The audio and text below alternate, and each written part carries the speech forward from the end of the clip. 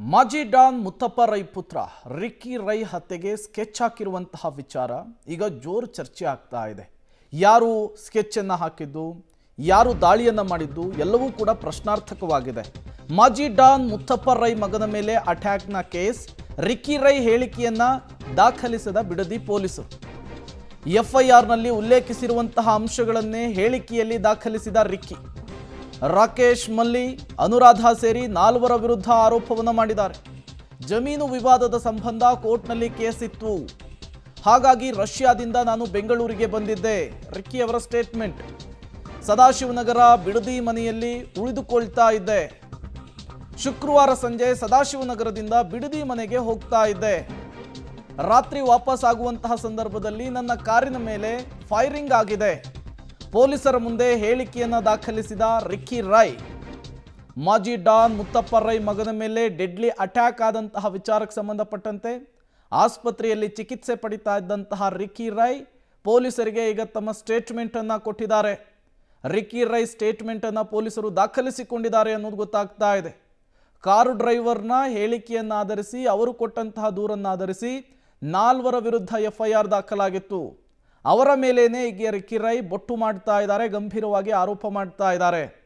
ಆಸ್ತಿ ಸಂಬಂಧಕ್ಕೆ ಸಂಬಂಧಪಟ್ಟಂತೆ ನಾನು ರಷ್ಯಾದಿಂದ ಬೆಂಗಳೂರಿಗೆ ಬಂದಿದ್ದೆ ಅನ್ನುವಂತಹ ವಿಚಾರವನ್ನು ಕೂಡ ತಿಳಿಸಿದ್ದಾರೆ. ಮತ್ತಷ್ಟು ಡೀಟೇಲ್ಸ್ ಅನ್ನು ಕೊಡ್ತಾರೆ ಉಮೇಶ್ ನೇರ ಸಂಪರ್ಕದಲ್ಲಿ ಜಾಯಿನ್ ಆಗಿದ್ದಾರೆ. ಉಮೇಶ್, ಈ ರಿಕ್ಕಿ ರೈ ಮೇಲಾದಂತಹ ಡೆಡ್ಲಿ ಅಟ್ಯಾಕ್ನಲ್ಲಿ ರಿಕ್ಕಿ ಸ್ಟೇಟ್ಮೆಂಟ್ ಏನಾಗಿರುತ್ತೆ ಅನ್ನೋದು ತುಂಬ ಕುತೂಹಲ ಕಾರಣವಾಗಿತ್ತು. ಅವರು ಯಾರ ಮೇಲೆ ಗಂಭೀರ ಆರೋಪ ಮಾಡ್ತಾರೆ ಅನ್ನುವಂತಹ ಪ್ರಶ್ನೆ ಇತ್ತು. ಬಹುಶಃ ಅದಕ್ಕೀಗ ಉತ್ತರ ಸಿಕ್ಕಂತೆ ಕಾಣಿಸ್ತಾ ಇದೆ. ರಿಕ್ಕಿ ಸ್ಟೇಟ್ಮೆಂಟ್ನಲ್ಲಿ ಏನೇನಿದೆ, ಪೊಲೀಸರ ಮುಂದೆ ರಿಕ್ಕಿ ಹೇಳಿದ್ದಾದ್ರೂ ಏನು ಅಂತ ಹೇಳಿ.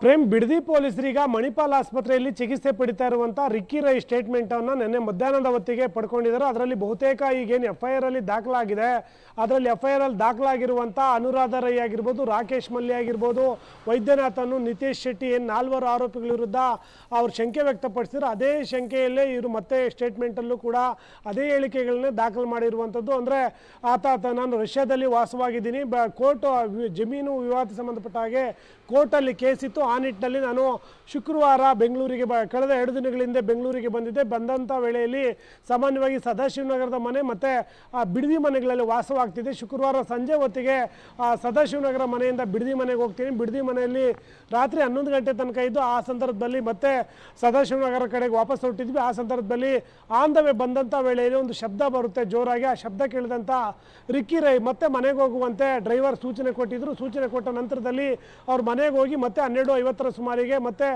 ಬೆಂಗಳೂರಿಗೆ ವಾಪಸ್ ಬರುವಂಥ ವೇಳೆಯಲ್ಲಿ ನನ್ನ ಕಾರಿನ ಮೇಲೆ ಫೈರಿಂಗ್ ಆಗಿದೆ. ಆ ಫೈರಿಂಗಲ್ಲಿ ನನ್ನ ಮೂಗು ಮತ್ತು ಬಲ ಭುಜಕ್ಕೆ ಗಂಭೀರ ಸ್ವರೂಪದ ಗಾಯ ಆಗಿದೆ. ಈ ಸಂದರ್ಭದಲ್ಲಿ ಅಂದರೆ ಶೂಟೌಟ್ ಮಾಡೋದಕ್ಕೆ ಸಾಕಷ್ಟು ಈ ಹಿಂದೆ ಕೂಡ ಅವರ ತಂದೆ ಬದುಕಿದ್ದಂಥ ಕಾಲದಿಂದಲೂ ಕೂಡ ಜೀವ ಬೆದರಿಕೆ ಕರೆಗಳು ಬರ್ತಿದ್ವು. ಸಾಕಷ್ಟು ಜಮೀನು ವಿವಾದ ಸಂಬಂಧಪಟ್ಟ ಹಾಗೆ ಈಗೇನು FIR ಅಲ್ಲೇನು ಉಲ್ಲೇಖ ಮಾಡಿದ್ದಾರೆ, ಉಲ್ಲೇಖ ಮಾಡಿರುವಂಥ ಆರೋಪಿಗಳಿಗೆ ಮತ್ತು ನಮಗೆ ಹಲವು ವ್ಯಾಜ್ಯಗಳಿದ್ದ ಕಾರಣಕ್ಕಾಗಿ ಅವರು ನನಗೆ ಕೊಲೆ ಬೆದರಿಕೆ ಕೂಡ ಹಾಕಿದ್ರು. ಆ ನಿಟ್ಟಿನಲ್ಲಿ ಅವರಿಂದಲೇ ಕೃತ್ಯ ಎಸಗಿದೆ ಅನ್ನೋ ಶಂಕೆಯನ್ನು ಈಗ ವ್ಯಕ್ತಪಡಿಸಿರುವಂಥದ್ದು. ಈ ನಿಟ್ಟಿನಲ್ಲಿ ಈಗಾಗಲೇ ಬಿಡದಿ ಪೊಲೀಸರು ರಿಕ್ಕಿ ರೈ ಸ್ಟೇಟ್ಮೆಂಟ್ನ ದಾಖಲು ಮಾಡ್ಕೊಂಡಿರುವಂಥದ್ದು. ಈಗಾಗಲೇ ನಿನ್ನೆ ಏನು ಅವರ ಚಾಲಕ ಬಸವರಾಜು ಮತ್ತು ಗನ್ಮ್ಯಾನ್ ರಾಜ್ಪಾಲು ಮತ್ತೊಬ್ಬ ಆಪ್ತ ಫರ್ಹಾನ್ ಅಂತೇನಿದ್ರು, ಅವ್ರ ಹೇಳಿಕೆಗಳನ್ನು ಮಾತ್ರ ದಾಖಲು ಮಾಡ್ಕೊಂಡಿದ್ರು. ಅದಕ್ಕೆ ಪೂರಕವೆಂಬಂತೆ ಈಗ ರಿಕ್ಕಿ ರೈ ಹೇಳಿಕೆಯನ್ನು ಕೂಡ ದಾಖಲು ಮಾಡ್ಕೊಂಡಿರುವಂಥದ್ದು. Prem, okay, thank you Umesh ತಮ್ಮೆಲ್ಲ ಮಾಹಿತಿಗಾಗಿ. ಈಗಾಗಲೇ ಇದೇ 4 ಮೇಲೆ FIR ದಾಖಲಾಗಿದೆ.